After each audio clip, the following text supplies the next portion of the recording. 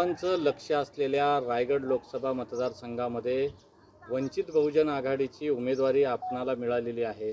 काय सांगाल, कशा पद्धतीने प्रचार आहे आणि एकूणच काय उद्दिष्ट ध्येय आहे आपलं?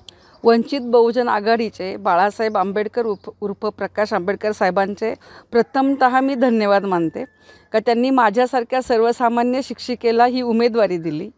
आणि याकडे बघताना मी नक्कीच म्हणेल की मी विजयासाठी उभी आहे, मी ना की कोणाला हरवण्यासाठी उभी आहे। आणि जर वोटिंग बँक माझ्याकडे मोठी आहे तर माझा विजय नक्कीच मोठा आहे।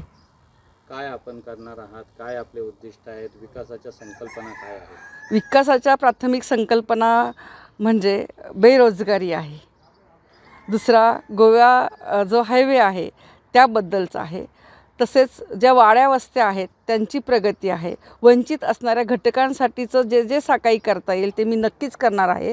आणि सगळ्यात महत्त्वाचा घटक म्हणजे आरोग्य। महाड, माणगाव, पोलादपूरपासून जर कोणी आजारी पडला तर त्याला मुंबई शहरापर्यंत न्यावं लागतं। इथे कुठेही सुसज्ज असं मोठं हॉस्पिटल नाही आहे, म्हणजे ज्या प्राथमिक गरजा आहेत ते देण्याचं कार्य मी नक्कीच करेल। रायगड जिल्ह्यात ज्या पद्धतीने शिक्षण, पाणी, आरोग्य असेल, रस्ते असेल किंवा पायाभूत मूलभूत सेवा सुविधा आहेत, वर्षानुवर्ष सरकारं बदलतात मात्र त्या सेवा सुविधा मिळत नाहीत, असा आरोप या ठिकाणी होतोय। जनताही नाराज आहे का, कसं वाटतं, काय कसं बघता आपण याकडे? नक्कीच जनता नाराज आहे, कारण आदरणीय गीते साहेब हे 6 वेळा खासदार झाले तरी परंतु ते तळागाळातील लोकांपर्यंत पोहोचलेले नाही आहेत।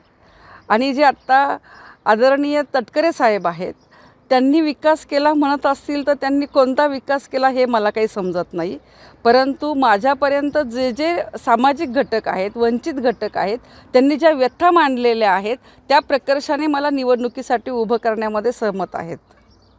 आपल्याला विजयाची खात्री कशा पद्धतीने आहे? मतदानाचं ध्रुवीकरण देखील मोठ्या प्रमाणावर होणार आहे, काय कसं बघता?